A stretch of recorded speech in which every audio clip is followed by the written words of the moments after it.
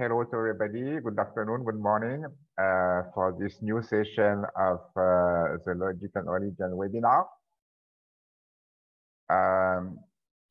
We are working now on the preparation of the next Congress, World Congress of Logic and Origin, which is confirmed in Varanasi, India at the beginning of November. Information are on the website.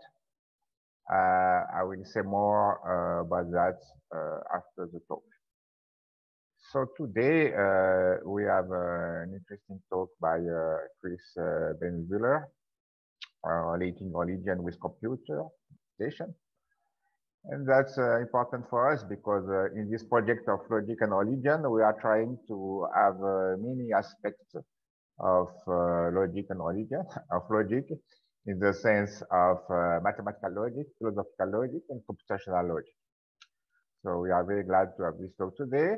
The chair of the session will be Andrea Vespucci, both at the present time today. They are in Bamberg, Germany.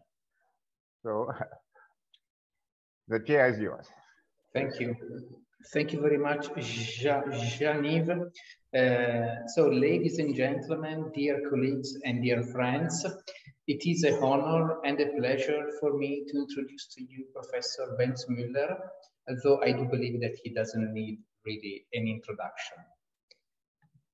He is a mathematician, a computer scientist, and a logician, profoundly interested and engaged in the interdisciplinary ramifications of these disciplines. Christoph is currently chair of AI systems development at the University of Bamberg in Germany.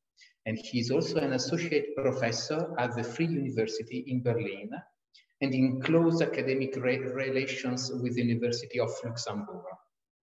His previous academic stations include Stanford University and Cambridge University, amongst many other prestigious international institutions.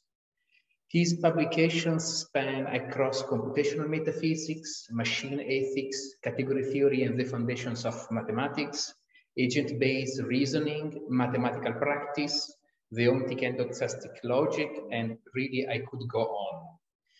But today he presents to us an overview of some of the most recent successes that he and his team obtained in exploring Gödel's version of the ontological argument in the environment of higher order theorem provers.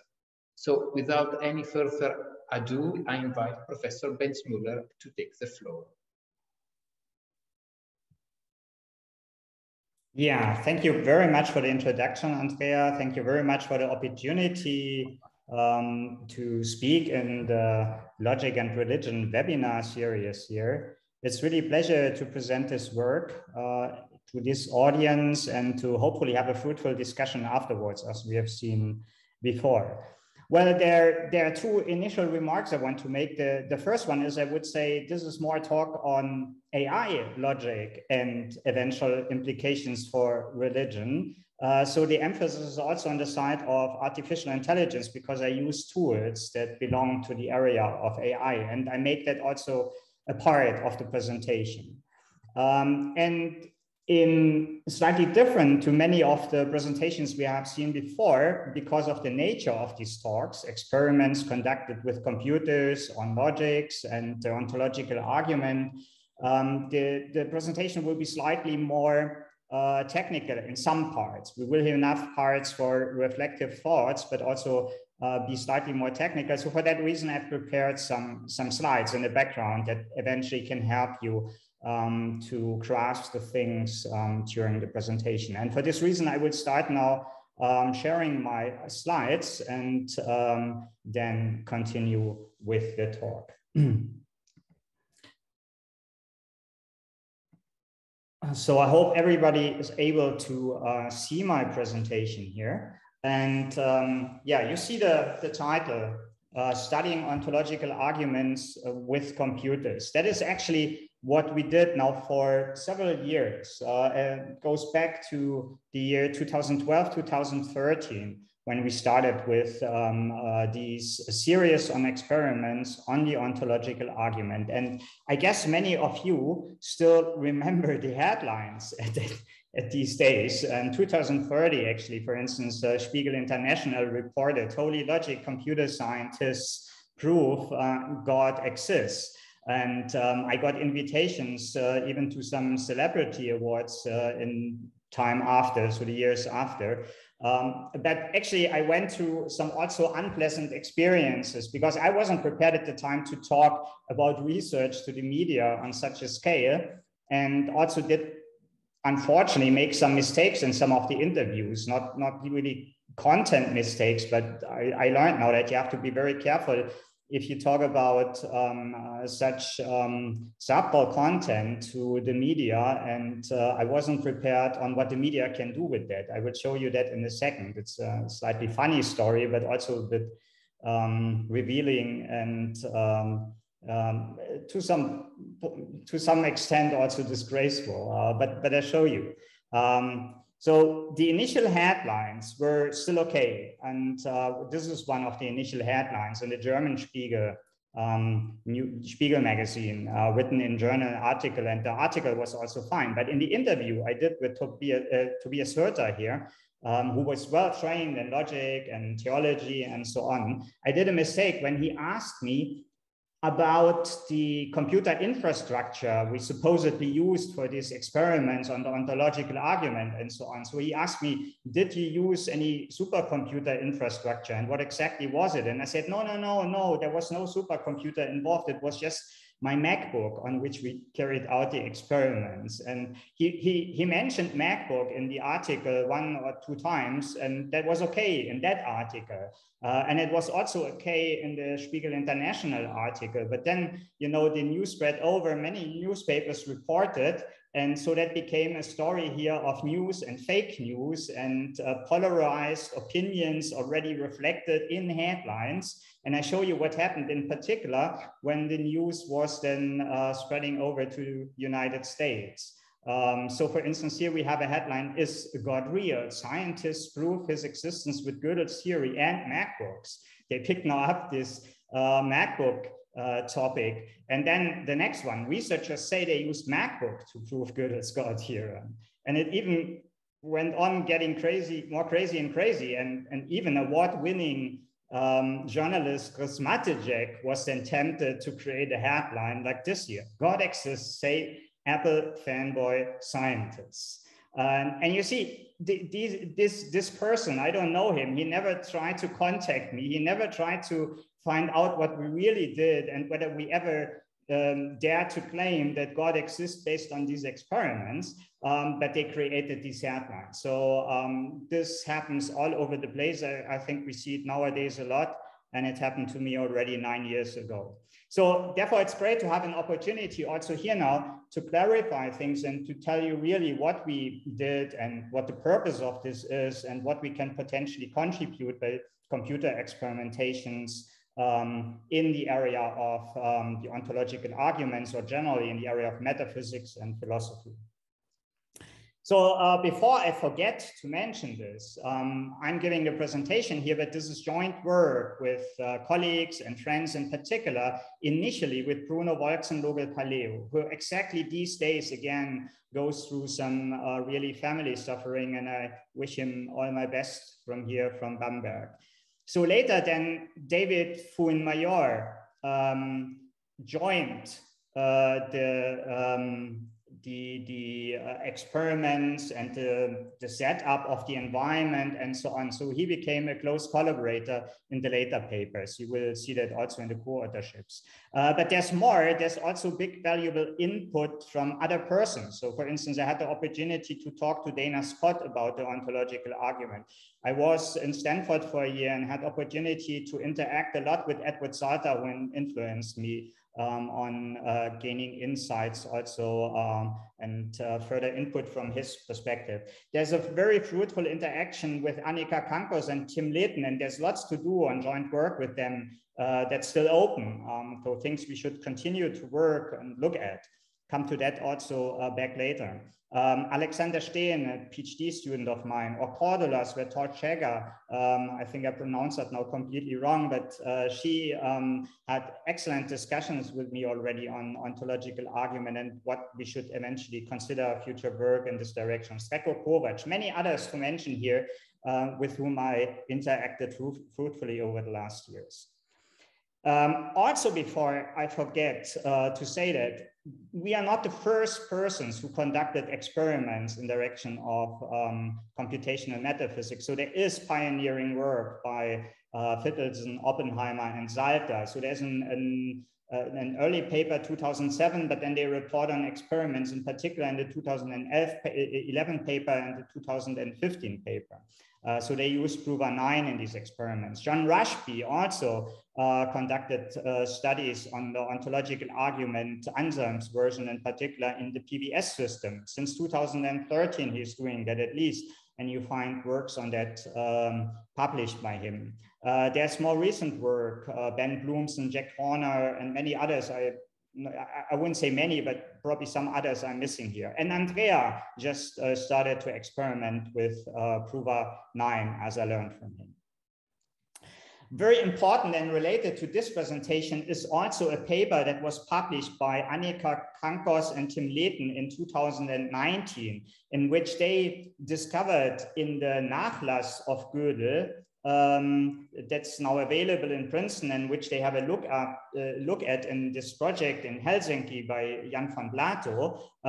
They discovered their further variants Gödel worked earlier on, and in particular have a look at the number 2 in that paper. This bears really some similarities to the simplified version we are going to discuss today, although there are also some differences. But to tell you the truth, I wasn't aware of their 2019 work here when we conducted this kind of simplification experiments I'm going to report on. So, but it's interesting to see that Gödel eventually had some other variants of the ontological proof already in mind, and that the version that was now here rediscovered or discovered with the theorem provers might have some close correspondence to them, and there's further work to do to study them exactly. And there's some recent studies, as I just learned, in intuitionistic logic by Annika Kankos, which I find very relevant. You will see why at the very end of the talk. So aspects that I will address now in the presentation is the general setup, the general, let's say, background, and this is computational metaphysics or philosophy. So this new discipline or this new kind of idea on how to conduct and how to assess arguments in metaphysics and philosophy, I will explain a little bit more in detail. And this comes or is based on a methodology, and I will explain that universal metalogical reasoning and the particular methodology we call logic key. So that will actually take me a few minutes now initially before I then come and show you the results of that studies. But the setup actually more or less, I think, is important so that you understand what I originally after. It's not just to look at the ontological argument for or against existence of God. It's the general setup that I'm interested in. And in this context, you can see this particular focus on the ontological argument as one exemplary study you can conduct in the context of what we call computational metaphysics. And then I come to summary and concluding remarks. I want to start now this presentation with a side remark. I initially mentioned the term AI, artificial intelligence. And you see, in AI, traditionally, like in logic or so, abstract symbolic representation play, of course, an important role. So since the early days of AI, symbolic AI has been a main branch of development, theorem proving technology, and so on, as we used in our experiments. Well, in the currently hype data-driven statistical AI world have slightly changed. So what you see here is in some sense not actually covered anymore by the setup of this data-driven and just statistical learning of models. So symbolism and symbolic logic is not at the frontier of that research anymore, but it should be more in the frontier of AI research. And with reference to Wolfgang Diebel, one of the German AI pioneers with whom I had a very interesting exchange at the beginning of this year, we may speak here of representing objects. That is what we are interested in. Representing objects, in the case of this talk, logical formulas, which we manipulate. So these representing objects are not only key to symbolic AI, and we can manipulate them with methods of symbolic AI, with reasoning tools, with logics, which we automate in computers.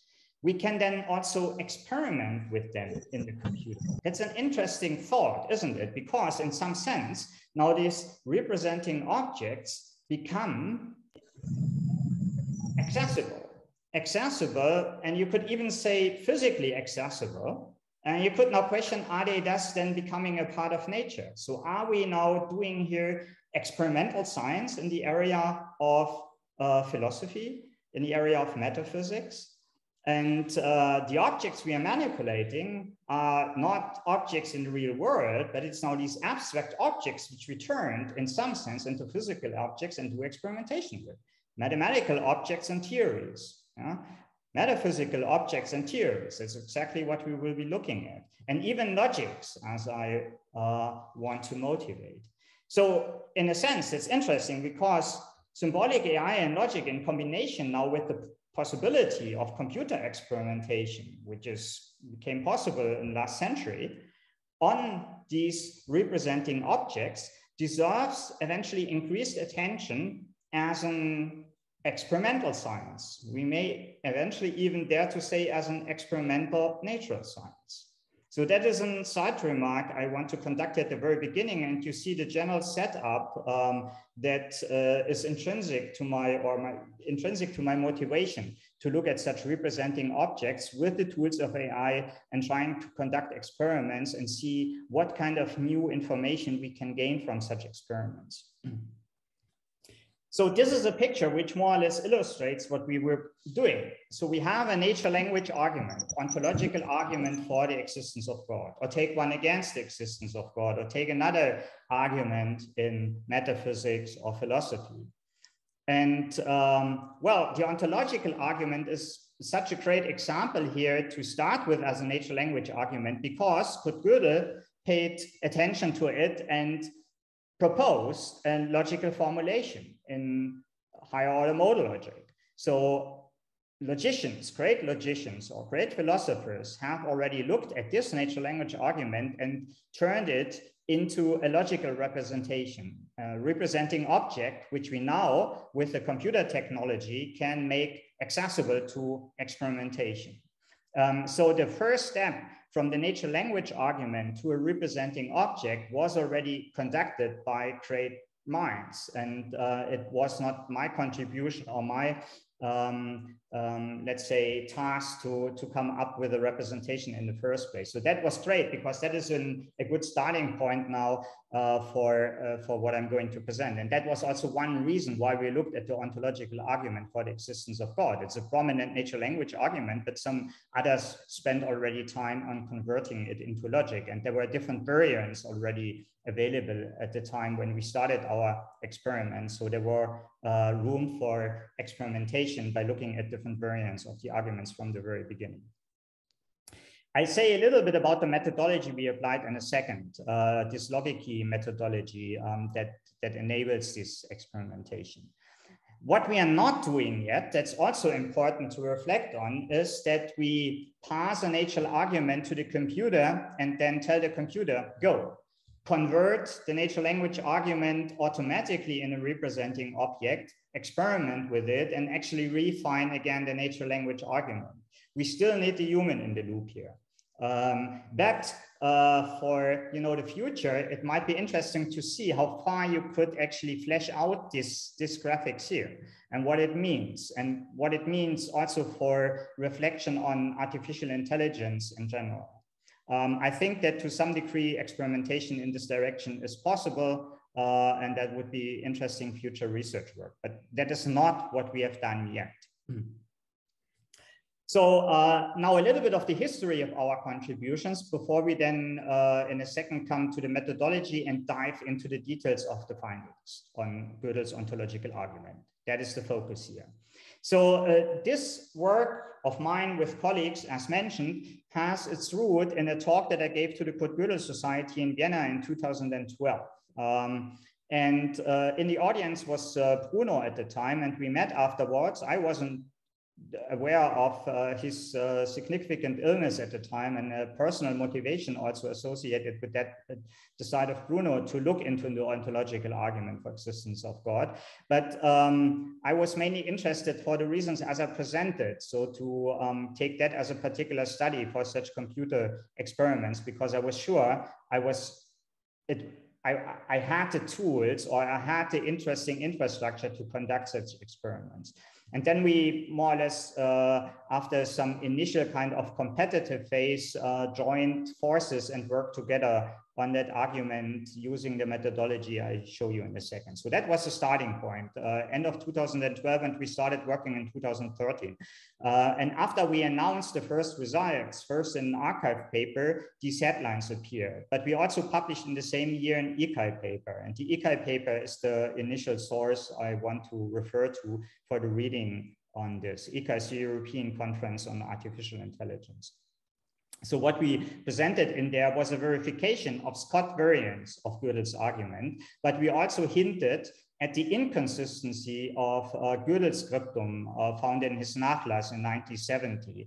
And this inconsistency, we only hinted at the ECAI paper with one sentence or two, and we worked it out then in an ICHCAI paper presented in 2016. There's an additional story to that because I didn't understand the inconsistency proof of my theorem prover for a year. I really had to go into a study on the computer representation of the proof of the inconsistency to fully understand it. And it took me some time, actually. So that also explained why it took so long that we published on the inconsistency we found in Gödel's scriptum. I had to understand my computer in this human-computer interaction context.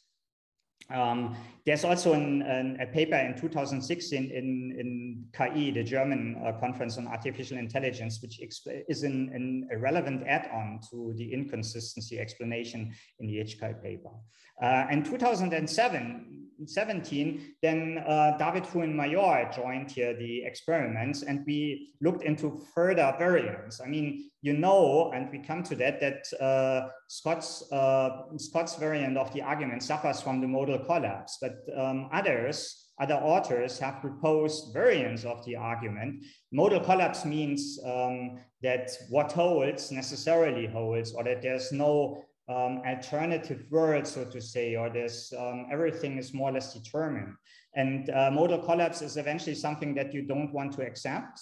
Some say maybe Gödel intended it, but some have proposed variants that avoid the modal collapse. And this is Anthony Anderson and Melvin Fitting, for example. And we looked at these variants and conducted also verification studies and confirmed their contributions. That was in 2017.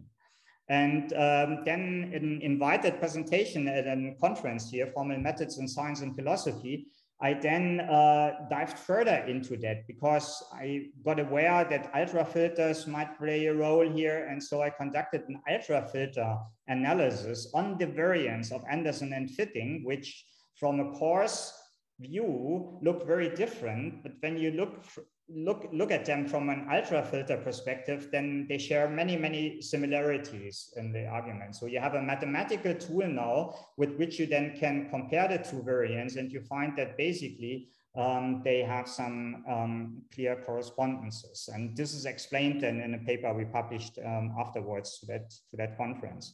And then I went on and used this idea of ultrafilter analysis and did further experiments and explored simplified variants of ontological argument And this is actually the basis now of this talk. I presented one selected simplified variant already last year at the European conference in the theology context. It's called Euare, and I also focus on this simplified variant now in the presentation here. So the suggested reading is actually, do not look at the headlines and the articles presented at the time, except eventually of the original ones with Tobias Hürter and David Knight here. But look in particular at the first papers we published and what we claim in there. It's clear that we don't claim that we have proved the existence of God. And if you want to have more background reading on the variant I'm presenting now in this presentation, the starting point would be this paper in the bulletin of the section of logic, where we explain the ultra-filter perspective on the different variants of Gödel's ontological argument. And then to look at the paper we presented at the KR conference, Knowledge Representation Conference, special one, and in the recently written archive paper, which explains exactly what I'm going to present today. So this paper will also appear soon in published form, but you have already the preprint here on archive. And then reflect again on these early articles and the story here about fake news. So we look in this talk now at the ontological argument by Kurt Gödel in the variant of Dana's code. So this here was found in the Nachlass, Gödel's handwriting, and Dana had a meeting with Kurt Gödel and then presented a slightly modified variant, which became then even public before the version of Kurt Gödel was publicly known. But histories, persons in the history of these developments, eventually here in the audience, know even more about it. And on an orthogonal scale, what I present is a kind of challenged or motivated by this quote here, because it's clear if you look at the argument that it deals with elitic modality, so it talks about necessity, it deals with quantification, universal statements for all individual souls or for all property souls, so it's a higher order modal logic we need. And that quote here is actually reflecting my intrinsic motivation for looking at these things, and in particular the ontological argument, because you need a rich automation of a very general logic to conduct experiments on the computer with that. And well, Leibniz had a dream and said, if we had a characteristica universalis, we should be able to reason in metaphysics and morals in much the same way as in mathematics and geometry and analysis. But we all know that's difficult to find at an object level such a characteristica universalis. And I agree here with eventually Jean-Yves, if we have one, then it needs to be a power consistent or power complete one. But the approach I take is a different one. I look at it from a metalogical perspective. So we try to find a metalogical characteristica universalis, and you will see that in a second. So it's a kind of story of taming the logic zoo. So I'm looking for a way to tame the zoo of logics that philosophers and logicians have developed over the last century by such a metalogical approach. And how does it work?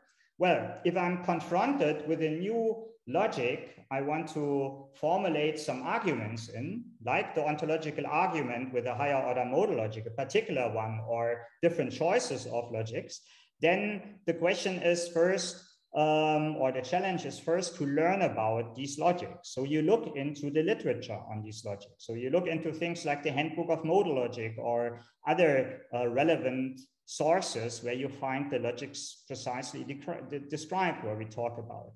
And now what's clear to all of you probably is that you use in these books an informal language to introduce these object logics. So we have a meta language that is typically informal to, for instance, introduce the syntax of a logic we're interested in. And a few pages later, in modern logic textbooks, you eventually find also then in the meta logic, the informal one, a depiction and a description, a precise description of the semantics of that logic. And it's exactly the separation between a meta language in which you introduce your formalities and the clear formalities about this logic then, which inspires this metalogical approach. The only difference is now that we want to make the meta logic also formal. Instead of an informal one, we want to use here formal one. We need a sufficiently rich one, of course. And so far we work here with classical higher order logic. And in classical higher order logic, as a meta logic, you see it here, the clue logic, we then try to formulate in terms of simple equations what the red logic looks like. We can describe the syntax of the logic, and we can try to describe the semantics of this logic. So we even have some meta-logical notions we introduce by such equations. That is all I want to say about that, but that gives you the picture. So we use the logic in blue to introduce equations that introduce the logic in red, so that we can then formulate axiom systems in the logic in red and conduct experiments. And by unfolding these equations, the theorem provers can then read in the logic in red, but they do it actually via expanding it to the meta logic in blue, for which we have already theorem provers, namely higher order interactive and automated theorem provers. And we just reuse them then to reason now here for the logic in red. That is the methodology we use. And with that metalogical reasoning methodology, we address this quote by Leibniz. So we don't have an object level characteristica universalis, but by using a metalogical, sufficiently rich one, we can now deal with many different object logics, like the ones in the context of Gödel's ontological argument. And we can then conduct experiments using the very same background framework. This is well described in this recent article in Artificial Intelligence. And you see in this article, we describe the different layers that we introduce and typically consider in such experiments. So our meta logic is fixed, classical logic, higher order logic. We might even in the future need a more expressive one, but so far we got very far with just using classical higher order logic. And then on top of that, we encode the object logics we are interested in. For instance, an intentional higher order modal logic to encode fittings variant in his books, in his prominent book. And in that, we can then formulate a further theory we want to use. For instance, the modal ultrafilter theory I've used to study the relationship between fittings and Anderson's variant. And then we can encode our object of interest, Gödel's ontological argument, axiomatically. And the logic key methodology here is interesting because we allow modeling at all these layers in parallel. So we don't fix the logic layer, the object layer. You can still make emendations as needed or as desired. You can modify the green layer, the intermediate theory, if there's need for doing so, and so on. So all of these is now accessible to experimentation at the same time. And at the moment, only the metalogic model is fixed, but even that could be replaced, as said, by a more expressive one.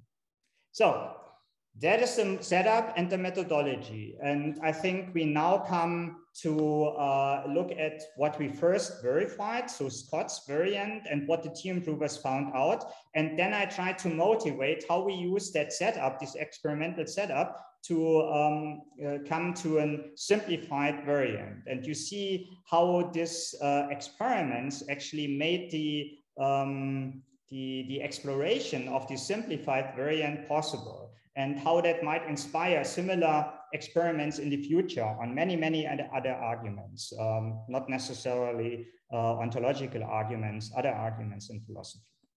So I guess many in the room know Gödel's or the ontological argument in the variant of Scott. Nevertheless, we go through the axioms. I can't spend too much time to not lose too much time, but let's go over that briefly. So axiom A1 says, and probably you remember that the ontological argument talks about positive properties, and the godlike entity is defined to possess all positive properties. We see the definition in a second. So the notion of positiveness is the only primitive notion that we introduce here, and we now formulate some axioms on the notion of positiveness, which from which we then conduct our further conclusions or derive our further theorems. So the axioms I introduce are now the following ones. The first axiom, we call it A1, either a property or its negation is positive, but not both.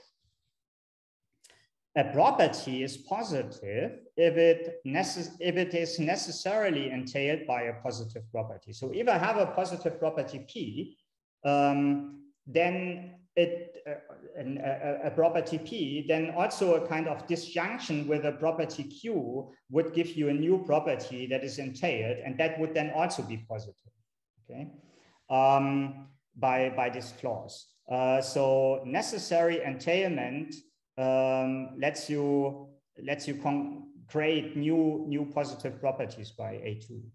Being godlike is then postulated as being a positive property, and being godlike is defined. So I mentioned already, we see it again written out in a second. It's defined that a godlike entity possesses all positive properties.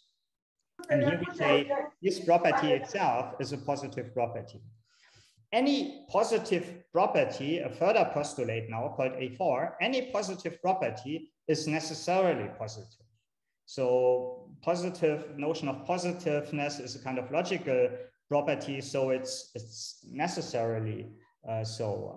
And this is the idea behind this axiom A4. And then the last one, we see another definition is being introduced here. Necessary existence is a positive property. And of course, we need to say now what necessary existence means. Here are the definitions in a second, but before we come to that, we clarify the logic setting. So the assumptions in addition we have here is that we work in a modal logic, so an elitic modal logic that attempts to formulate the notion of necessity that you see here appearing. Necessary existence is not here, but is necessarily positive, or we say here it's necessarily entailed. So the notion of necessity is captured then in modal logic terms. So we introduce the modal logic operators for that, and we assume just basic modal logic K. In addition, we postulate axiom B. We only need B, as we will see later, or as the theorem provers found out. And the axiom B says what holds, that is necessarily possible. So if phi holds, say, phi holds in a current world from modal logic reading, then this implies that it's necessarily possible for this property to hold. Or in modal logic words, phi implies box diamond phi. Well, now here are the definitions. An entity is godlike if it possesses all positive properties. That's the definition of being godlike.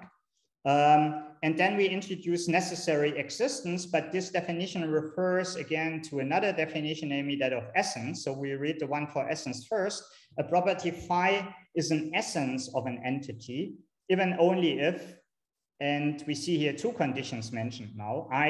This property phi holds for X, and phi necessarily entails every other property phi of X. So it's a kind of core property that necessarily entails other properties of X, and this core property holds for X. It is exactly this addition I here that Scott added to the definition of essence in comparison to Gödel's scriptum.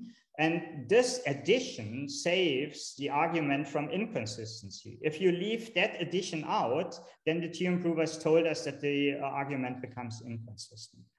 So now using this notion of essence, we define necessary existence. And this expresses that X necessary, individual or an entity X necessarily exists if all of its essential properties, so all of its essences, are necessarily exemplified.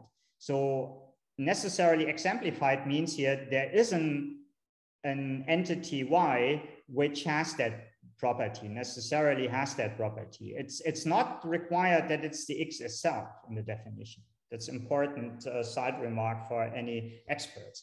There's another side remark I should mention here. Alternative to axiom A3, being godlike is a positive property, you could start more along the lines of Kurt-Gödel's scriptum and say the conjunction of any collection of positive properties is positive. Dana Scott then said, well, but we use that only to basically prove then that being godlike is a positive property, so we can directly postulate being godlike is a positive property. And you know, that already gives you some alternatives to look at, but the theorem provers confirmed that this is all fine, and that and in fact in our experiments we always worked with two versions and compared and also worked with this slightly more general formulation here, where we replace A3 by A3 prime and then prove A3 from A3 prime and the definition of a godlike entity. Okay, so now what did the theorem provers confirm? We now gave them all of the things you see here, but in their logical representation, as then proposed by Gödel, respectively Scott here. And then we asked the theorem provers to check whether the following holds. It was claimed in the proof scriptums that positive properties are possibly exemplified. And as you can see, the theorem provers tell us, yes, that holds. This follows from axioms A1 and A2. And the theorem provers then, and if you want, you can also inspect the proof. So you get that, for instance, by reductio ad absurdum easily. I don't know, there might be even alternative ways to prove that, but definitely an reductio ad absurdum works here. Then we might ask the theorem provers to try to prove the corollary that we find worked out by these prominent logicians. Possibly there exists a godlike being. And this follows from A3 and theorem T1 easily, of course, because A3 says being godlike is a positive property. T1 says positive properties are possibly exemplified. So being godlike is possibly exemplified, which just means possibly there exists a godlike being. Then we can try to prove T2, and the theorem provers tell us, yes, it's possible. From A1, A4, and the definitions, the first two definitions, we get being godlike is an essence of any godlike being. We can continue and try now to prove necessarily there exists a godlike being, and indeed the theorem provers confirm that from A5, the B axiom, which is only needed here, not before, and the definitions and the corollary and the theorem T2, we get this result. So there we are. Necessarily there exists a godlike being, and from which we, of course, using the B axiom and the corollary, we can also infer that in the current world, there exists a godlike being. So there exists a godlike being.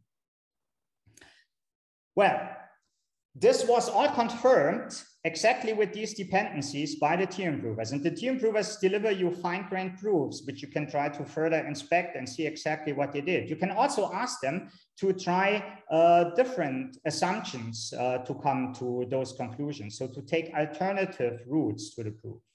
But interesting is that you can also ask for further implications. And I give you now further things that we were able to confirm. Important to mention also, all the results above we got fully automatically. So no further interaction needed. The theorem provers tell you exactly this automatically. And it's a bit more complicated with the modal collapse, which you see here. What holds necessarily, so which you can interpret as there are no contingent truths, or there are no alternative ways the world can be, everything is determined, and so on. So a side result that we probably don't want accept as a side result of an theological theory and an ontological argument, but maybe some want to accept that in particular. And Sreko Kovac has an interesting story on that. He thinks that Gödel eventually had modal collapse was intended by his theory, but there's an interesting debate on itself. But modal collapse is indeed confirmed, and it was known, I mean, that was known by or observed already by persons like Sobel, and then addressed by Anderson and Fitting in their amended variants, but the theorem provers confirmed that again. Not fully automatically, here some handcrafting was needed. But what we also easily get is, of course, that self-difference or empty property, which extensionally in an extensional logic are the same, is not a positive property. Also easy to be confirmed from axiom A1 and A2. What you also get as a corollary is a variant of axiom A2. I call it here C2. A property is positive if it is entailed by a positive property. So we strip off necessary entailment. And you see already those persons in the room here, which are mathematically trained, these are, in fact, if we are thinking about Z ultrafilters, ultrafilter properties, the first two properties of a filter. Okay, and in fact, you can prove from the axioms here that the positive notion of positive properties forms a modal ultrafilter. Okay, so that is also what the theorem provers confirmed, all the properties, but the interesting ones are those ones which are explicitly mentioned here, the C1 and C2 property. Why? Because now in a second, I do interesting experiments. I mean, if it is the case that from these axioms, it follows that we have ultrafilter properties, then we might also turn things around. And I think Odi Freddy mentioned this also in his talk already, that this is an interesting perspective. So why not turning things around and starting with postulating that the positive properties form an ultrafilter. And as I will show you, don't even need a full ultrafilter. You just need the properties C1 and C2 to get interesting insights. Further findings, I mentioned it, all of the above were verified with theorem proving technology, Leo theorem provers, the own theorem provers, or the Isabel Holt systems, and most of it were fully automatic. So no interaction anymore needed after formulating the logical representations of these natural language statements. And we also have model finders, and model finders can confirm consistency. For instance, for the entire set of axioms as you see it here, we get a model presented by the model finder nitpick. But if you leave out in the definition of essence, this yellow marked condition part here, the I part, then we don't get consistent. Then the model finders tell us we can't find a model anymore, at least no finite model anymore. And in fact, this motivates then the question, can we eventually prove falsity? And that is actually what we did. So the theorem prover Leo 2 was then able to prove that without that yellow addition, the theory here becomes inconsistent, and you can prove the inconsistency and you can study it and you can see what happens. And what is important and philosophically relevant is that we here have a proof verified in modal logic KB. It was known or conjectured at least that logic B is sufficient. So we don't need the stronger S5 axioms. And this is relevant. Why? Because some philosophers criticize the modal logic argument on the basis that some very strong S5 axioms were implied in the proof. And as we see here, these are not needed. So this kind of criticism can be claimed to be not really relevant because there's an alternative proof, at least as you got confirmed here with the theorem proving machinery that just works perfectly well in KB. Okay, so now the simplified version. So what I did is now, first I show you now in a graphical depiction what the theorem provers did. You see, that is here how it looks in the system. Don't go into the details, just I want to show you that meanwhile, even the surface representation of these formulas is quite good in this interactive theorem proving system. It's quite readable if you compare it also with the original presentations by Scott and Gödel and so on. So box operator, universal quantifiers, quite readable syntax in the interactive interface with the theorem provers. And what the theorem provers did, I have it here graphically again. So you experiment, you give it the axioms A1 and A2, you try to prove T1. then you see that the theorem provers tell you you can prove C if you additionally take A3. We can prove then T2 from A1, A4, and the two definitions, D1 and D2. D1 as being the definition of being godlike, D2 of essence.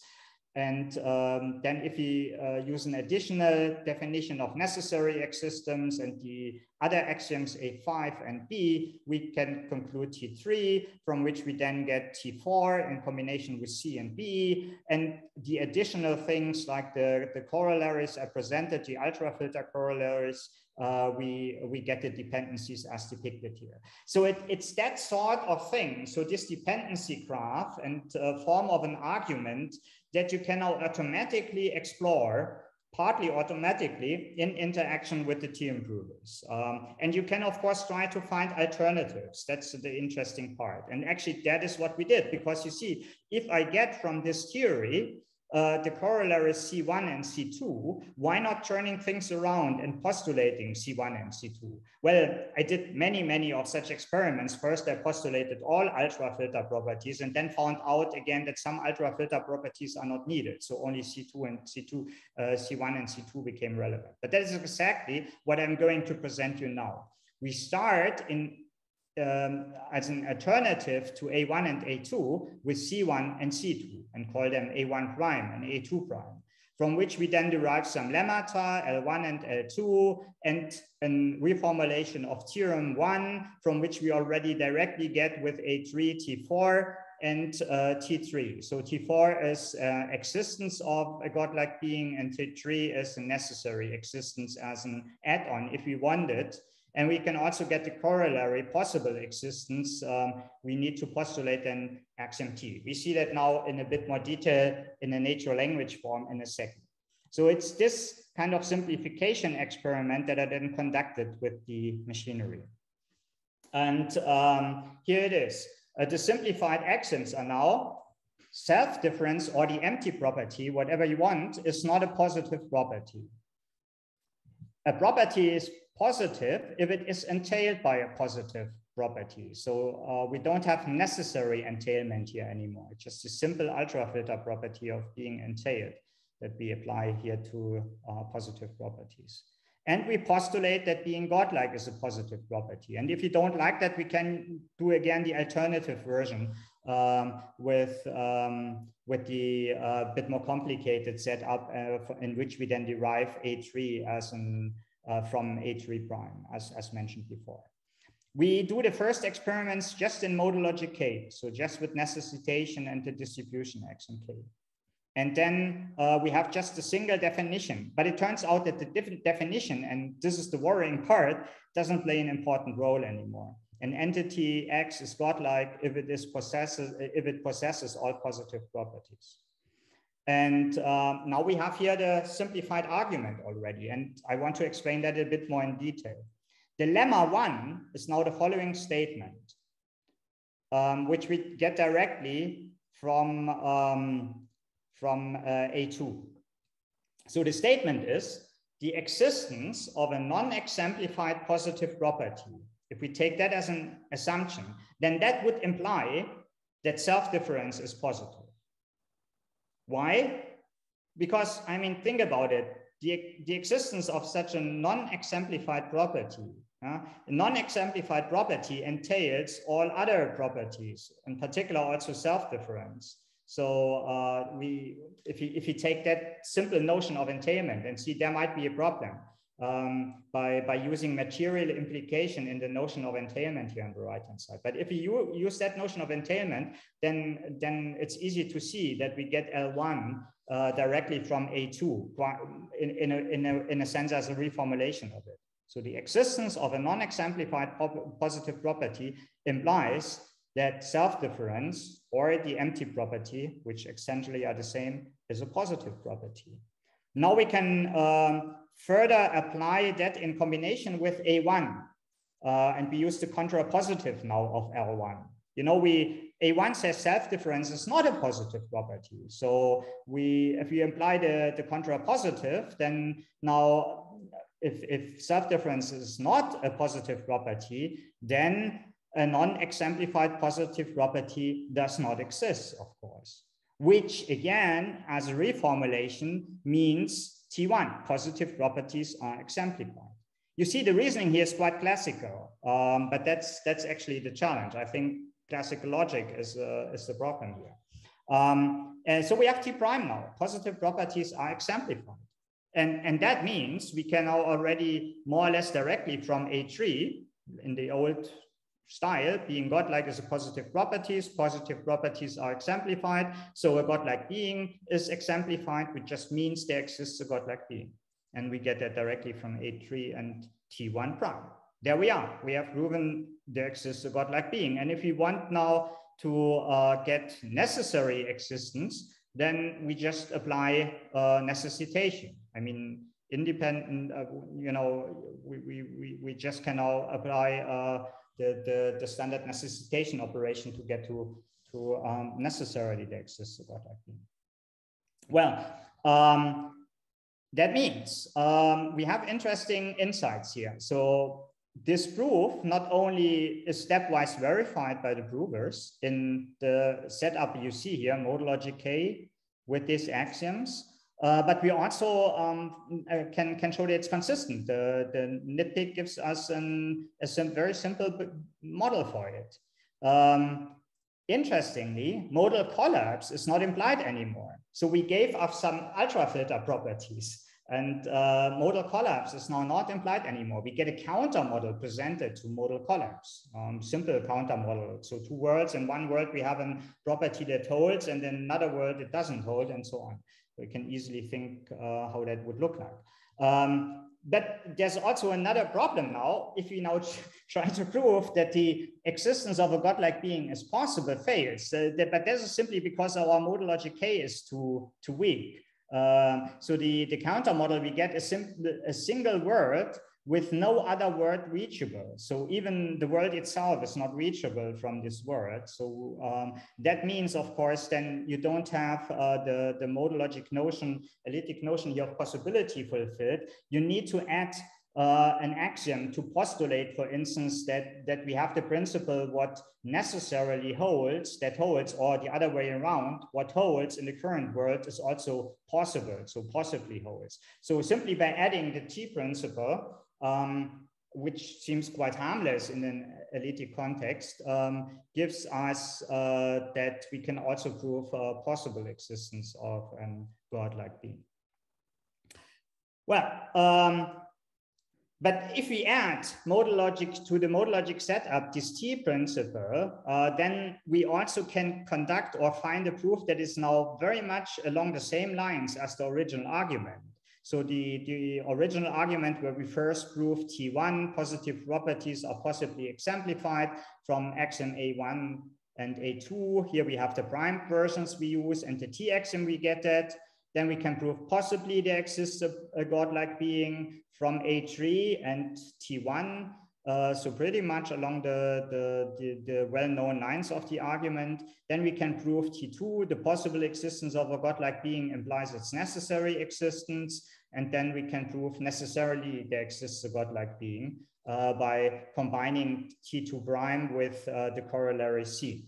And then you can prove there exists a godlike being with the T principle again and T3. So you get that as an alternative version in the logic KT, and again explored with the T improvers.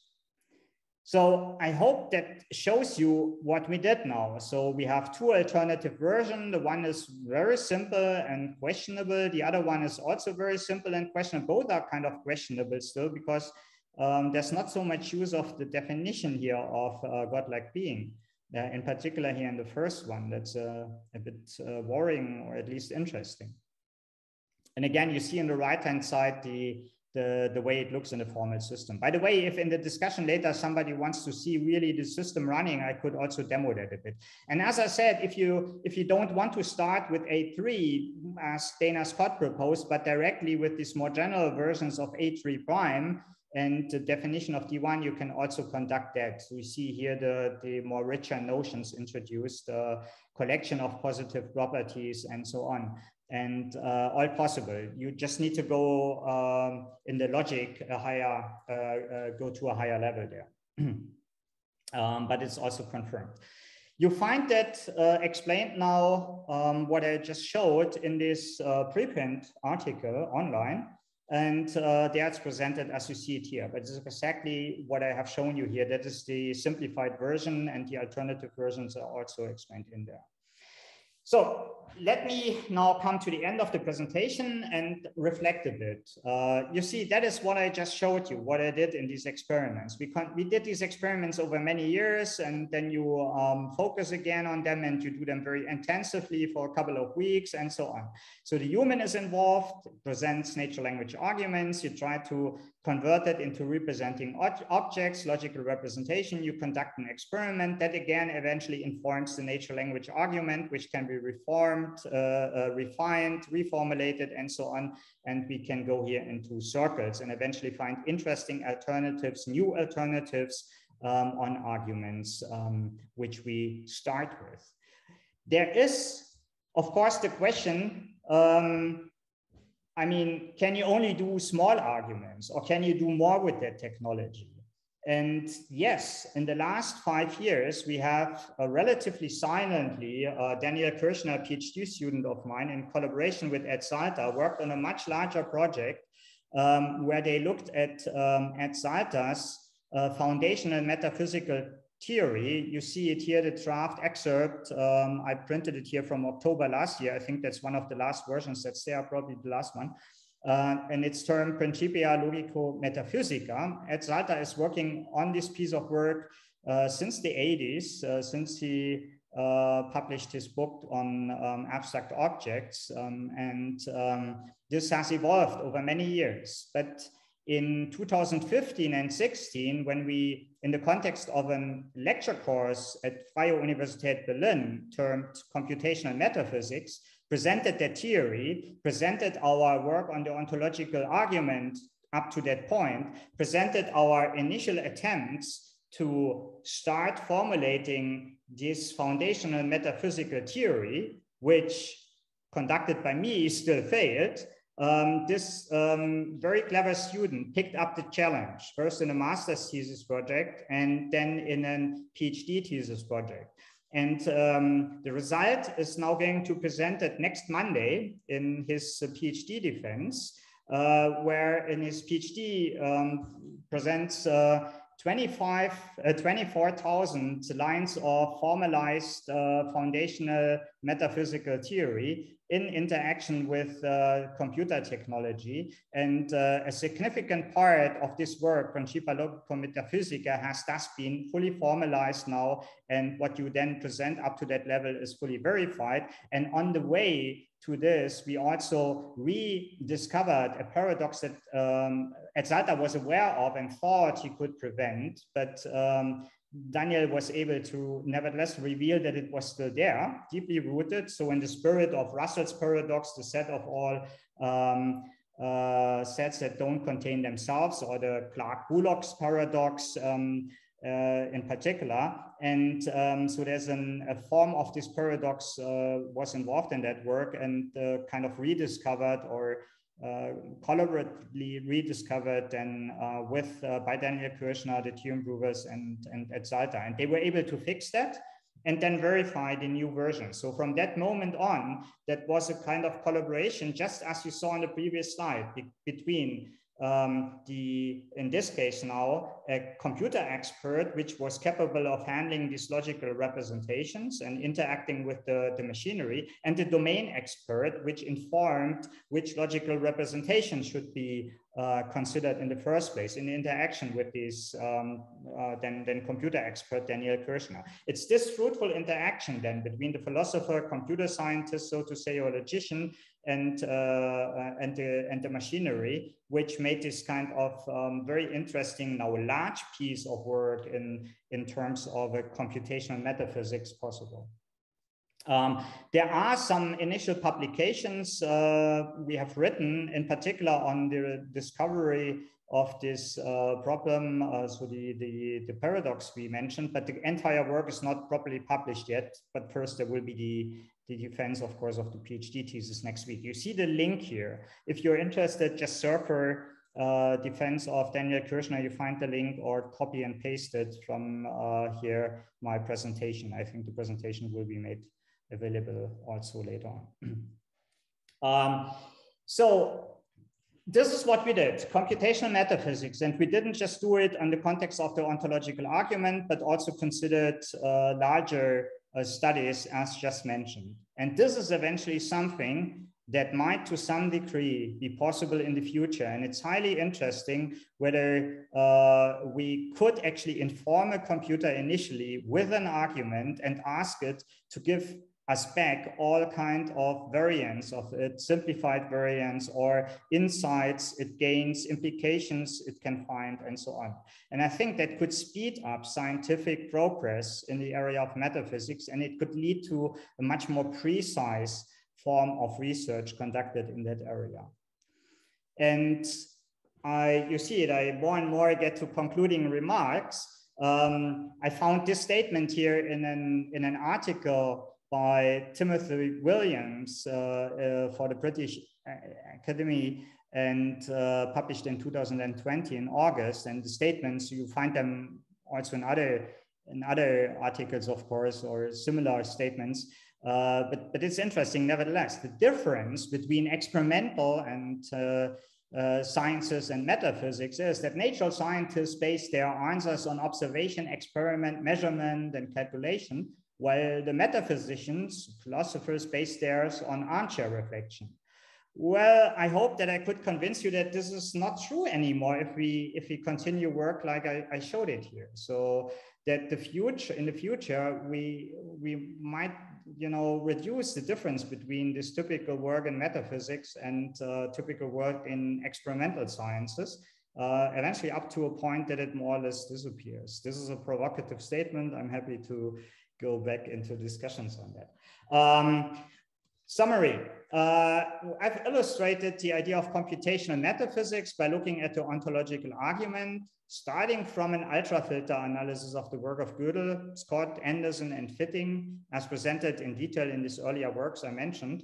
We have explored with the computers in interaction with computer technology a simplified ontological argument, and found interesting aspects out about the ontological this way. And this has been explored, this simplified version, in interaction with modern computer technology, adopting this particular methodology of universal metalogical reasoning and being flexible at all of these layers, also being able to, for instance, modify even the logics we are working with.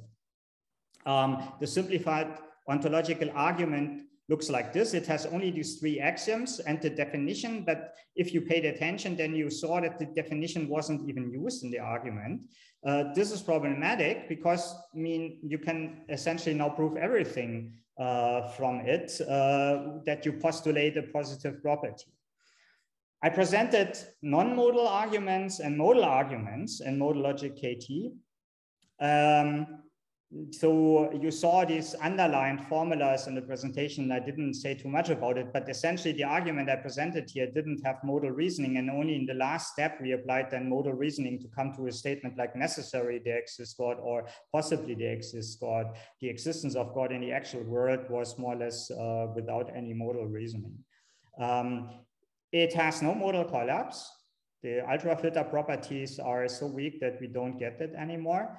There are no controversial modal principles used. The T axiom, I think, is not problematic in that context, and necessitation and K. But I mentioned it, since the definition is not used, essentially any property that we postulate to be positive can now shown along the same lines to be exemplified in the simplified argument, right? And this is, of course, eventually not tolerable or not desired. Questions from my side are, including the following ones. Is this simplified argument, or this kind of, if you say so, if we may say so, implied argument now too simple? Do we accept classical logic, reductio ad absurdum in particular, in this context, or do we need to do something here and say, well, probably classical reasoning is not the thing we should apply here? Do the simplified arguments eventually now increase or decrease persuasiveness? These are all questions that I personally don't want to answer. I have an own opinion, but it's not my duty as a logician to comment on some of them.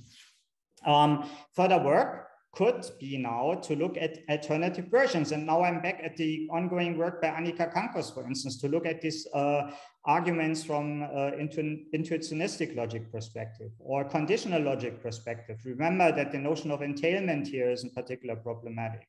And so on. So we could, and that is highly interesting, also put more emphasis on studying more intentions of positive properties as suggested in Fitting's book.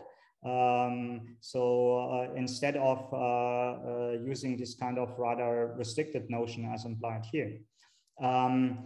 Then we may look into notions of monotheism, polytheism, trinity, and so on from the perspective of applying different notions of equality. So I think that eventually you can get hands on different of these notions by changing the notion of equality you apply in the modal context. So it's also among the interesting further work from my perspective.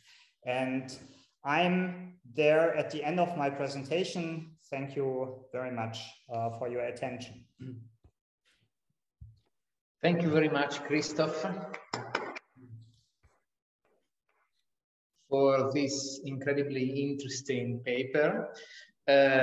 So without any further ado, I do open the question time, and I would ask to raise your Zoom hand in order to have a coherent list of and also, since we are 45 attendees, I would ask you to be as much effective and synthetic as possible with your questions. Thank you very much. So the first question from Marcin Trepczynski. Hello, Christoph. Thank you very much for a great talk. At the end, you pointed out something I'm dealing with now, because I'm running a project on reasoning in biblical exegesis of scholastic thinkers, and there are proofs like the Trinity. Yeah, they try to do it from time to time, and we are also checking the validity of these arguments using some formal methods. And my question is practical. I've just downloaded Isabel during your talk. Is it a good idea to start with this application, or you would suggest something else for the beginning? Yeah, I'm not sure. Is Dana Scott in the room? I could report a bit on the experience in collaboration with him in the context of category theory, where he wanted to become an expert user on Isabel first and wanted to develop theories himself. So Isabel is great. Meanwhile, it has good tutorials out there, but you also in addition need to be able to work with the particular methodology I've introduced here to introduce the logics you're working with. And I assume that are not simple propositional logics if you want to get the hands on notions of Trinity and so on. So, and it's not first order, it's probably a higher order logic as well. And eventually not a completely trivial one. And so that means you need to get the hands on that as well. And then if you want, in addition, nice surface representation, then there is quite a steep learning curve. We also observed that in our classrooms. Again, in winter, we will have here at the University of Bamberg, and I hope Andrea will be involved, and David Fuin-Mayor and Daniel Kirschner, these persons I mentioned, have a course offered on universal logical reasoning, where we have exactly the goal to introduce master level students or PhD students to the point that they can master the environment. Eventually, we could make that course online so that more people can join from abroad. I think it's this kind of interaction in groups initially that you need to get a decent warm-up. Other otherwise it's still too frustrating. So you will probably fight with things in the interaction with the system, get frustrated, and you cannot concentrate on the interesting things. And if you cannot clearly separate what the current problem is for 1 or 2 days and you have no help, then you get frustrated. So it looks quite easy if I present you now, for instance, my Isabel formulations, but there's a lot of work, over the years that went into that. And once you master it, it's quite easy. So David, for instance, is really mastering the technology, and Daniel Kirshner, I mentioned, really pushed it further. But they all went through some learning curves. So I hope that gives you some kind of impression. But on the other hand, the question is really interesting. So I think that one can get hands on notions like Trinity by looking from a higher order perspective and changing the notions of equality. And it gets tricky. And the doing it in interaction with such theorem proving technology can help you to, of course, sharpen or ease your life. And my own experience, and that brings me back to the experience together with Dana is really great. I mean, Dana tried what you are describing now first initially, but then he gave up and said, okay, we then said we do it in a different way. So I'm the expert in the interface to the theorem proving system. He's the expert on a particular axiom system for category theory. He was informing me what the representing objects should be. I was entering and interacting with the computer technology, getting most of the time counter models to our conjectures. And the counter models were really, really interesting, but not in the ASCII representation. After I translated them back to Dana in a form graphically, for example, so that he could gain insight. And then he came back with refined versions. So all the questions in the end were answered, again, in such various circles. So going through axiom system or foundational axiom system based on tree logic for category theory at the time. And this interaction turned out fruitful. And again, the theorem prover allowed us to gain insights that otherwise were probably not so easily possible, or way more painful, yeah, so to say. Thank you very much. Okay, so now we know a bit the kitchen. Yeah. And if you like, I can show you a bit later on, but let's first get to the other speakers, the other questions. Yeah. Thanks a lot. Thank you. Marco Hausmann, please. So thank you for the talk. So I have a brief suggestion. There is a paper by Johan Gustafsson that appeared in Analysis 2 or 3 years ago. And that paper has a version of Gödel's argument that is very similar to your simplified argument. Okay.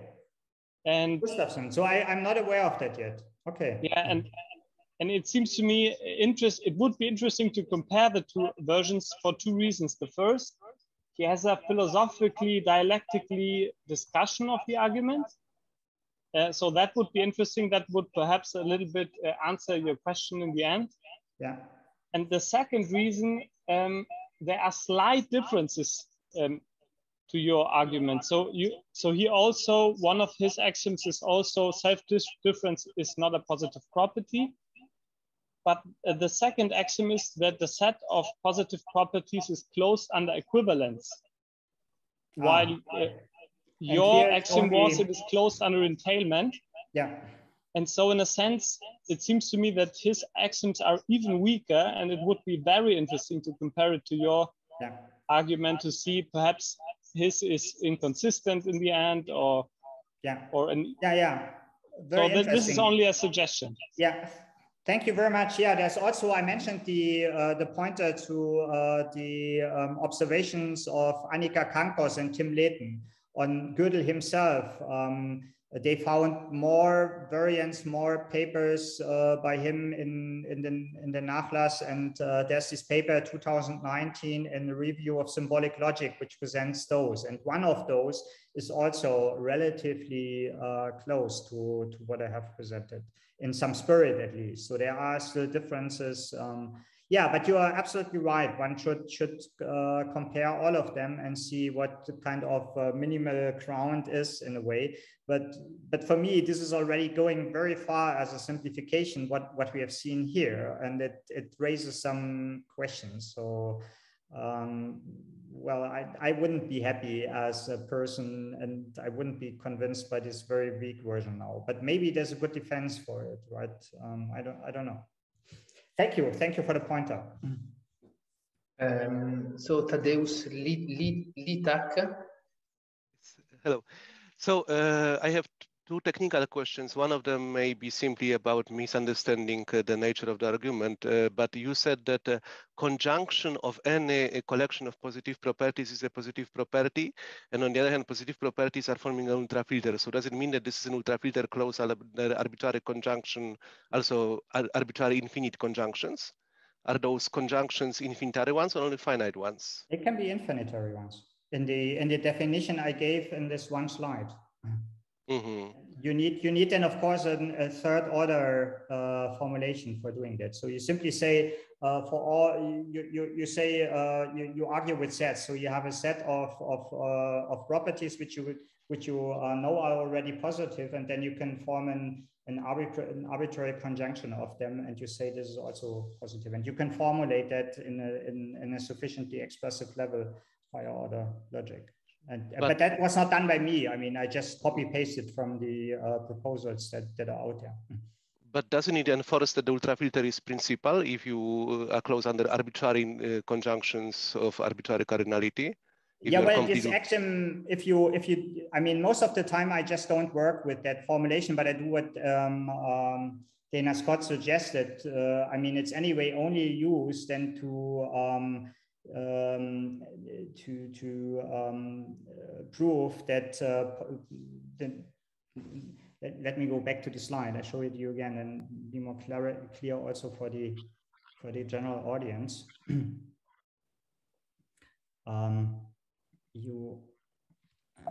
me jump back to the relevant part. Where are we?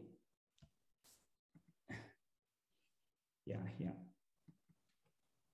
You see here where I said that alternatively, we may postulate T3, the conjunction of any collection of positive properties is positive, and then prove that being godlike is a positive property from this A3 axiom, A3 prime axiom, and the definition of being godlike. And that is the only part in the proof where this more general statement A3 prime is used. So Dana just said, okay, then postulate that directly, being godlike is a positive property. And if you do that, then it disappears completely anyway. And but your question about a principal ultrafilter, yes, it's a principal ultrafilter, and the godlike being is then this particular element we are talking about.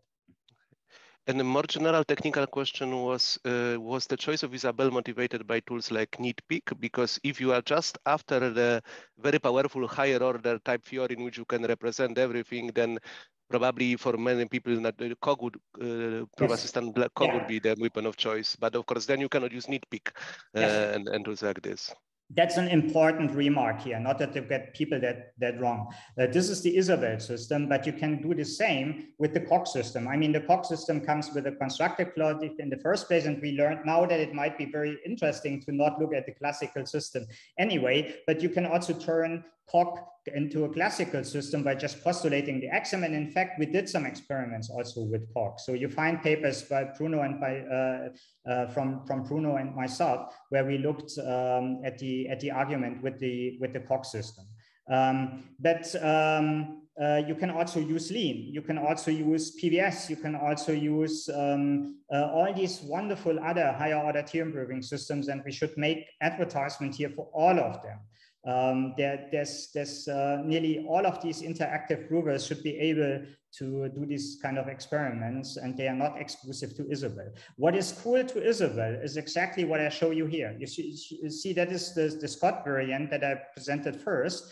And you mentioned it. Isabelle has these wonderful things inside, like the sledgehammer tool, which connects to many theorem provers. So I just call it this way. I state here, for instance, conjecture that uniqueness is implied. So for all x, y, if x is a godlike being and y is a godlike being, then x is equal to y. And you see the T improvers come back and try to prove that.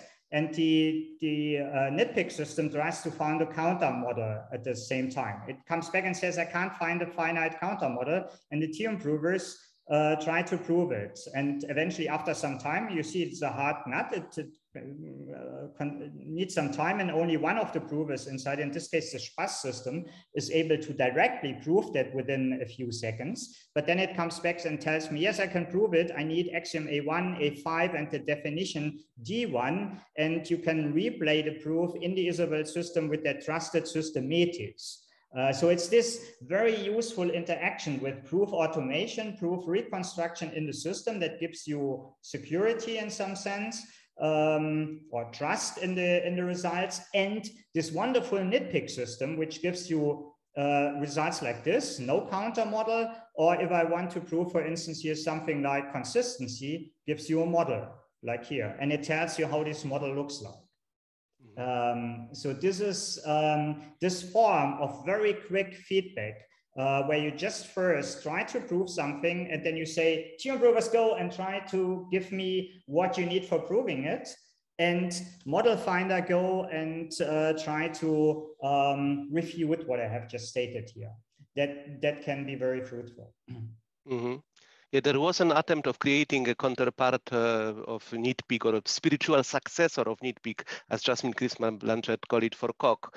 But I think in the end, he didn't work as a Coq plugin, but as a self-standing counter model or model finder for higher order logics. But yes, clearly, Isabel has its strengths here. Yeah, I would say generally, if there are students here in the room which are very much into building T-improving systems and so on, I think there's a lot to do in terms of counter model finding, and new systems there that would be available for all of these wonderful prover systems that we currently build, with lots of energy by many folks around the world. Coq, Isabel are just, you know, exemplary ones, Lean, and so on. It is highly valuable if you have more of those systems, and we should have competitions also on model and counter model finding to push the development here. Yeah. Mm-hmm. Thanks. Thank you very much, Paul Healy. Yeah. Hello. Yeah. Thank you very much for the talk. I did enjoy that. The high order logic. I just wondered, because you talk about classically speaking, the classical logic, but I wonder how well it fits in with this sort of Plato's idea of dialectic, in the sense that if the deity or the god is defined as a methodological being grounded on superstitious beliefs, would that be a negative property, or could you actually prove that is a positive property? I mean, does that totally depend on your axioms? And I'm just thinking of, you know, how you define your negative and positive properties seems to me a bit ambiguous, because it could be a positive property could be the foundation for the modal terms of inference. And that to me sounds a lot stronger than saying, you know, a mythological being, sort of a more natural language argument. Yeah. Frankly saying, I don't have an immediate answer. I mean, I do sometimes do experiments, you see it even here, just defining negative properties as a negation of positive properties, and then see what you get from that, and then define evil as, for instance, an entity is evil if it has all negative properties, and then you can ask the T improvers what you get from it. I can show you in a second if you don't know yet. But to your question, the particular question, I mean, one really would have to look into the details, and so I don't dare to give you a direct answer here. But what I can say is probably that the problem of that classical logic is not really a restriction here. So we have, if you need, for instance, now investigations that go into intuitionistic logic or other forms, we have already papers out there that show you weaker, so in this sense, weaker logics, how they can be embedded along the same lines as I've shown.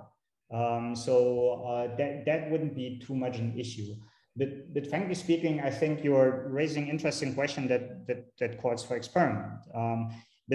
But here, if you want to see now, if I do this very naive encoding of a negative property as just the opposite of a positive properties, then we can ask our T improvers whether they can prove now necessarily there exists an evil-like being. And guess what? There's no proof. The T improvers tell us all time out. So we might have a look what nitpick computed for us. It tells us there's a counterexample to that statement. If we ask it necessarily there does not exist an evil-like being, we can find a proof on this question and we don't get a counterexample anymore. We can dive more deeply into that. So it's not that you can simply turn around the argument here as some have claimed, and that you say now by just negating positive properties and then say these are the negative properties, you can prove no evil from it. But that just as a side remark. So your question needs different experimentation, I guess. Yeah, because I'm thinking of like when you destroy assumptions. So there's some sort of raising up to a higher standpoint process. Or so you can identify that, in the same way that a sort of machine learning algorithm can identify a plant, or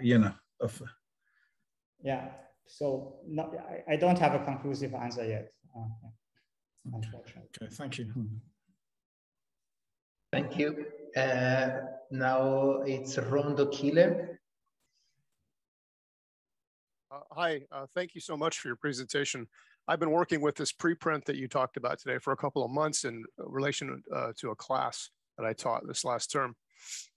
And as I tried to find natural language proofs for some of the things you've done, which weren't too difficult, I found myself comparing your formalization of Scott's version with your simplified version and both of the strategies you have for proving it, through the lemmas and also through the T axiom. And when I sat down and I said, okay, what has been subtracted here? What's been lost? Of course, Gödel's notion of necessary existence is gone, and the definition of essence is gone, and we end up with this rather stark but fascinating proof. And what I started to think is, okay, like some of the commentators have said, maybe the notion of a positive property is being defined here by the axioms. So maybe what we need to do is kind of now that you've done all these experiments, as philosophers and people interested in philosophy and theology like me, sit with these axioms and the definition and say, okay, are there any conceptions in the history of ideas that seem to correspond to what we're saying about a positive property here? I look back to Anselm or Leibniz in Quod ens perfectissimum existit, is another place where he does this kind of work that Gödel was interested in. Yes. I'm just wondering if you've had anyone contact you or talk to you about that. That's kind of where I'm at in looking at your work right now. Yeah, that's a wonderful comment. Exactly, I'm seeking this kind of collaborations and interdisciplinary interactions. And this is exactly why, for instance, Andrea Vestrucci is now sitting in the next room here. So he's visiting, he's staying with me for a year because he has a background I don't have. And it's exactly this kind of interdisciplinary competency that you need to make real progress here. I can do certain things he can't do yet. He wants to learn. I want to learn from him. We also reached out here to the philosophy department in Bamberg already, eventually also to get further interested students in, interdisciplinary interested students on board. And as I said, eventually it makes sense to offer the course we are planning now, in particular on universal logical reasoning, which introduces higher order logic, the techniques in the background, available to a larger audience worldwide. I mean, maybe it's doable. On the other hand, I was actually now looking forward to do again presence lectures where you really are in the classroom and interact closely with folks and groups. But let's think about it. But definitely, you're completely right. So I'm just a computer scientist with interests in philosophy and theology. And in order to now really interpret these things and these outcomes that you gain from these experiments, well, in the context, in this rich historical context, I definitely need to join forces with folks from these disciplines. Very, very clear point. And in particular, that, I mean, this here is now in the area of computational metaphysics. And I think in the area of AI, we now at the moment need to think also about the kind of computerization of eventually ethical and legal principles, very much to guide AI systems, or to put boundaries on their behavior, restrictions on their behavior, to control them eventually. So this is an even probably now deeper motivation for me right now to join forces. So with experts also from the field of ethics. So what are there in terms of ethical theories, and can we eventually turn them into representing objects? And can we eventually use then such a machinery to somehow provide instances of control, levels of control to AI systems? And you might even to join forces with lawyers. So that is why you see also some of my papers in the area of deontic logics, and some of them in collaboration with legal experts. Interdisciplinary is the key. Interdisciplinarity is the key. Yeah. Yeah. I just wanted to mention quickly, thank you for your answer, that one thing I've looked at is trying to find a model for these axioms, not just in the traditional areas like Anselm and Leibniz, but also in the Muslim philosopher Al-Ghazali, who has a book on the divine names in Islam. And he talks about kind of absoluteness, non-relativeness of these names in a way that seems to correspond possibly to the notion of a positive property. So I think there are many, many areas where we can look. So thanks very much. Thank you very much. Cordula, please.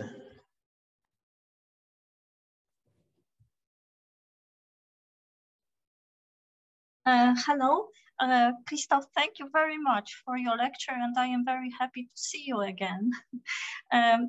So I have only two small remarks, maybe they could be helpful. There was somebody who mentioned about this formalization of Gustafsson, who also claimed that this empty property is not positive. But a very similar approach was made already in 1989 by Kurt Christian. And he assumed that the negation of identity is not positive. So if you have this negation, complement of properties, then you have simply the same. And as far as I remember, he also had this classical version without modalities. So maybe I would think that maybe even it is nearly the same. So maybe it is worth it to check. This is the first. And the second thing is that maybe, did you think about even weakening this axiom, and not to say that empty property is not positive, but at least only to assume that there exists some property which is not positive? Because that should be, I mean, first that should be easy to do. Maybe we can even, if you have time, do it right now afterwards. I want to tell you that I have such an axiomatization. You need only to strengthen a little bit the notion of God, to say that God is not only such an object who have only positive properties, but they does not have anything more. So I mean equivalence in both sides. And then of course you should take at least in one direction the definition of a complement of property. And maybe even it would somehow follow in the direction of Leibniz more, because when we are speaking about this correspondence between Leibniz approach and Gödel, and this is explicitly said by Gödel, yes, that he wanted to fill the gap which was suggested by Leibniz. The story is that Leibniz had this positive properties, I mean perfections, and they said that they are only positive. You cannot apply to them negations. So maybe even this approach to restrict complement of the property would follow in the direction of Leibniz. But if you are interested in it, I can send it to you, this material. Okay, that would be wonderful. Eventually, even I mean, you know, this is wonderful materials for groups of students to look at inner pores in supervised on interdisciplinary basis and so on. It's exactly this kind of material which motivates them and then creates excellent learning curves. Yeah, thank you for these wonderful comments. That will help. I noted here, your name was Kurt Christiansen. Kurt Christian, he was professor of philosophy in Vienna. Okay. He was a doctor of medicine, by the way. Okay. It was in 1989, but I can send you, I know the paper, so I will find it and I will send it to you. That is interesting input, and that should be on the list of potential projects. We anyway wanted to join forces, and I have to apologize generally. I mean, my idea with the talk here was that I would have conducted by the time now way more experiments already in direction of what I said, intentionality, playing with the quality and so on. But I got a bit stuck after I started now the new position here in Bamberg. So at the moment I'm still trying to build up the new group here and keeps me quite busy. But I hope that these kind of time frames are back soon again so that I can dive more deeply into that. Unfortunately, also my collaboration with Dana Scott in looking at foundations of mathematics got slowed down by that. And this is really a pity in a way that I at the moment are so much involved in build up of infrastructure instead of working with such an infrastructure, logical infrastructure here and doing these wonderful experiments. So originally my hope was that I have even more alternatives already worked out, but I couldn't continue to work on that for the last half year basically, or even longer. Yeah, thank you for that feedback so far. Is there more questions? What is in the chat?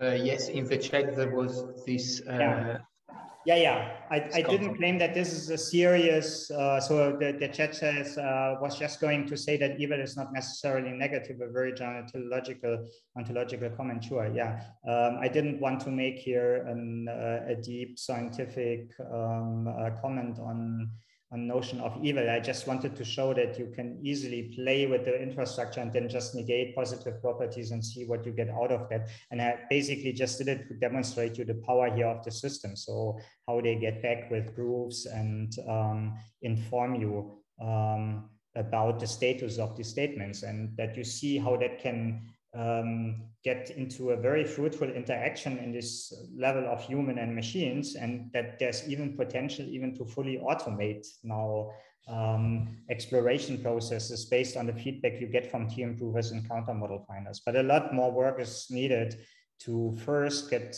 machine user interaction really up to the level that non-experts with lean, POC and so on don't have to go through this painful setup phase, and way more work is needed to really think about such a fruitful loop, because it would be wonderful then if the counter models the model finders generate would lead in some form to input for the T improvers again and so on. So there could be a fruitful communication eventually directly automated if counter models were directly accessible again to some T improvers, eventually automated in some exploration process at a meta level and so on. But this is all for future research.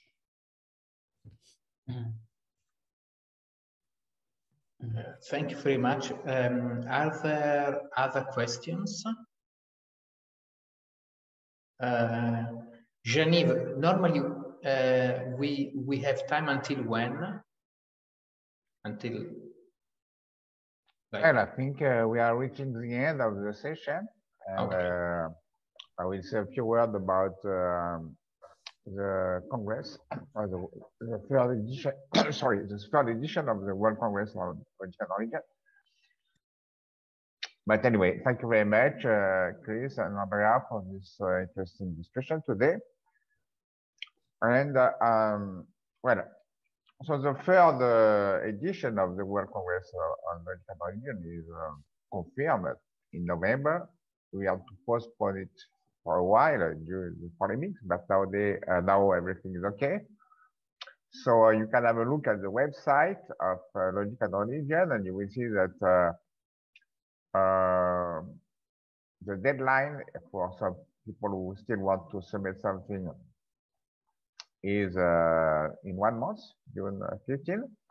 And the event will take place at the beginning of November in Varanasi, India, which is a very interesting place because Varanasi is one of the most important places in the Hinduist religion, and also it's important also in Buddhism. Very nice city. I've been there several times, and we are organizing the event at the main university.